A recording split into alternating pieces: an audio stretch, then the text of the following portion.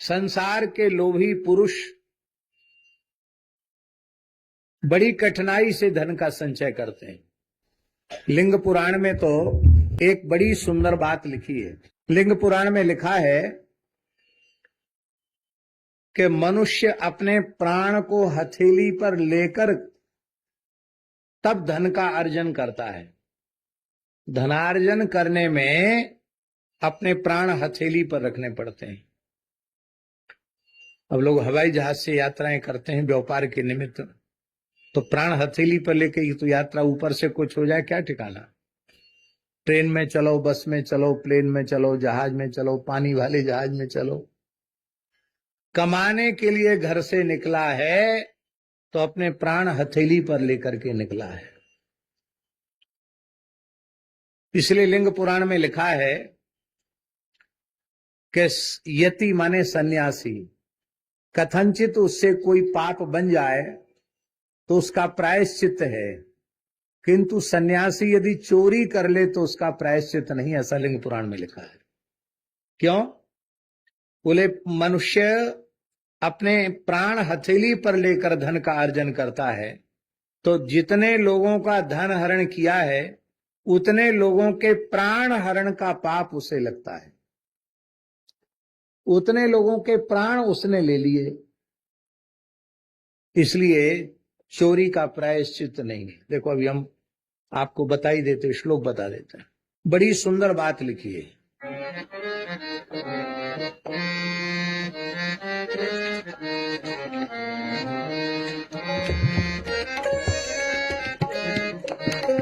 लिंग पुराण अध्याय 90 श्लोक संख्या 13।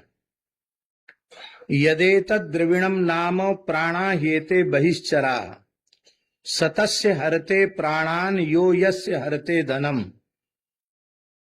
स्पष्ट लिखा है।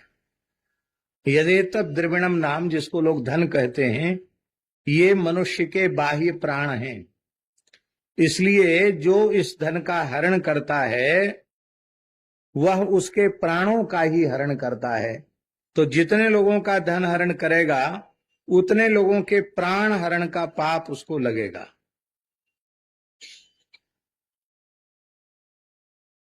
इतना निषिद्ध है। तो धन ऐसा नहीं है, धन भी बड़ी कठिनाई से अर्जित होता है।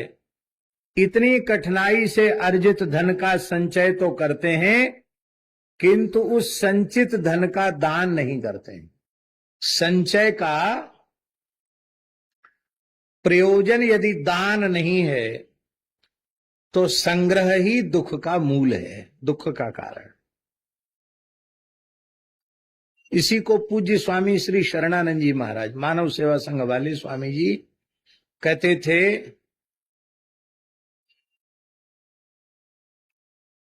बटोरना विषाद है और बांटना प्रसाद है। उनकी तो विचित्र शैली थी बोलने की। बटोरना विषाद है, जितना संग्रह करते चले जाओ उतना विषाद, उतना दुख, उतना कष्ट बढ़ता चला जाएगा। और बांटना प्रसाद है। प्रसादस्तु प्रसन्नता, प्रसन्नता को प्रसाद कहते हैं। तो जितना बांटोगे उतनी प्रसन्नता रहेगी।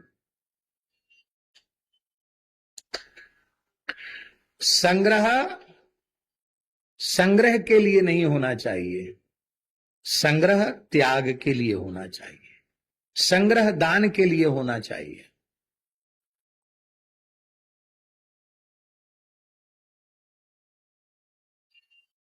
पहले कथा कहते थे तो कथा में कुछ आता था तो उसको मने नहीं करते थे।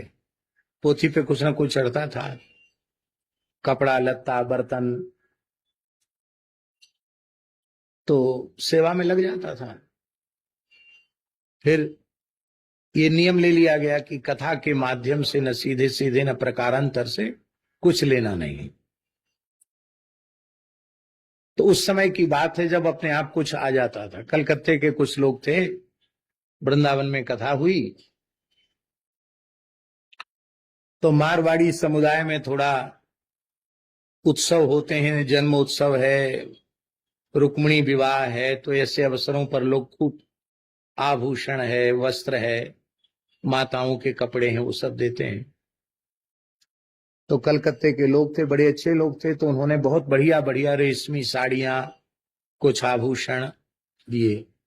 तो हमारे मन में आया उस समय कि भगवान की पोशाक बन जाएगी इसकी, और मंदिर में पर्दा, अगाड़ी, पिछवाड़ी बन जाएगी, और जो आभूषण भगवान को धारण हो सकते खाक चौक में वो हो जाएंगे, और जो माताओं के उपयोग के होंगे वो माताओं को प्रसाद रूप में दे दिया जाएगा।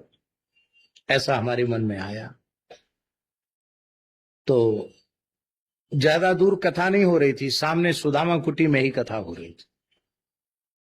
और वो भर के सामान आया तो पूज्य गुरुदेव पहाड़ी बाबा बैठे थे। उन्होंने कहे कहां ले जा, तो धरो सामने रखो, सब रख लिया। बोले जाओ गोपेश्वर महादेव दर्शन करके आओ। ठीक है। हम दर्शन करने गए, इतने में मोहल्ले की एक ब्रजवासन मैया आई, ब्राह्मणी। बोले देखो रुक्मिणी ब्याह का प्रसाद है, इसमें से जो जो अच्छा लगे उठा के ले जाओ, और अपने घर में जाके बोल दो देखो थोड़ी देर का मेला है, फिर उठ जाएगी, बाजार उठ जाएगा फिर। तो मोहल्ला की माताएं आ गईं, और 5-7 मिनट ही लगा होगा हमको लौट के आने में, वहां सब साफ। तो महाराज जी बोले, हमने पूछा विद्यार्थी से, मैंने कहा सामान रख दिया क्या? बोले जहां से आया था वहीं चला गया, गृहस्थियों से आया था और गृहस्थियों के पास चला गया। हमने कहा महाराज जी हमारे मन में आ गया था कि इसकी पोशाक बन, अरे हमारे राम जी के यहाँ दरबार में कोई कमी है क्या जो माताओं के कपड़ों से हम पोशाक बनवाएंगे? नहीं नहीं नहीं, बढ़िया अच्छे से अच्छे कपड़ा खरीदो, पोशाक बनाओ, भगवान के दरबार में कोई कमी है क्या? देखो संग्रह दुख का कारण है, तुम्हारा भार भी हमने उतार दिया और अपना भार भी उतार दिया। महाराज जी बोले दोनों का भार उतार दिया, और जिसने दिया था उसका भार भी उतार दिया। कुछ बर्तन इकट्ठे हो गए, स्टील के होते ना, थाली, कटोरा, लोटा, गिलास। अब महाराज बहुत से लोग ऐसे होते जो बेच लेते हैं, ये तो बहुत बड़ा पाप है, दान की वस्तु बेचनी नहीं चाहिए। प्रायः यज्ञ कर्मकांड गृहस्थ धर्म का पालन करने वाले जो पूजा पत्री वाले लोग हैं या अथवा कथा व्यास हैं, वो ज्यादा से ज्यादा सामान बेच ही लेते हैं, ऐसा प्राय होता है, उसको लोग बुरा नहीं मानते। लेकिन वस्तुतः दान की वस्तु बेचने के लिए नहीं मिली। इस दृष्टि से 8-10 बोरा बर्तन इकट्ठा हो गया था। प्रयाग का कुंभ आया, महाराज जी बोले ये सब शनिचर इकट्ठा हो गया है आश्रम में। लोहे को क्या बोले? बोले शनिचर इकट्ठा हो गया है, तुम कुंभ में ले जाओ। हमने कहा महाराज जी इनका क्या होगा? अरे होगा क्या, जाते ही खीर मालपुआ की रसोई करना, और कटोरा, थाली, पत्तल की जगह थाली, कटोरा, गिलास, लोटा, जो बर्तन सब बांट देना, और पंगत के बाद हाथ जोड़ के कह देना महाराज हमारे यहां मांजने की व्यवस्था नहीं है, जिसने जिसमें खाया हो अपने साथ ले जाओ। 10-12 बोरा बर्तन पहली पंगत में ही समाप्त हो गए। कोई कम्बल बांटने वाला आए ठंड में, नारायण जी, तो ये नहीं कहते थे कि हाँ कुछ रख लो इसमें से, आगे पीछे कुछ विचार करें, लाओ लाओ लाओ, बुलाओ बुलाओ सबको। एक बार सब बांट दिया तो अब फिर भी लोग आगे लेने वाले, महाराज हम तो रह गए, हम बच गए, कंबल खत्म हो गया। तो अपना ओढ़ने वाला कंबल महाराज ने दे दिया।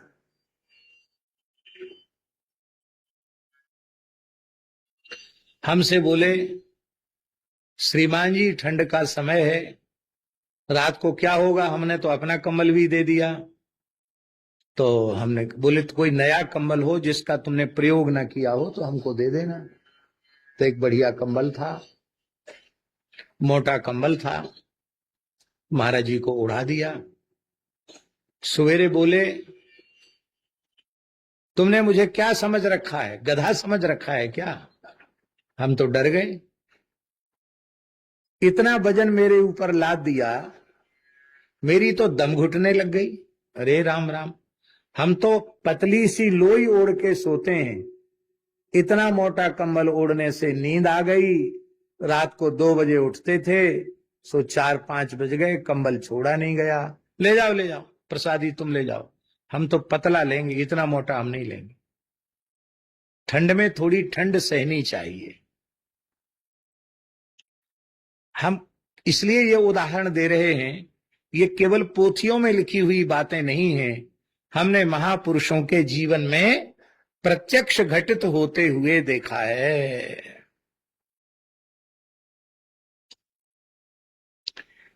इसलिए संग्रह का उत्तम उपयोग दान ही है। माई मेरे श्याम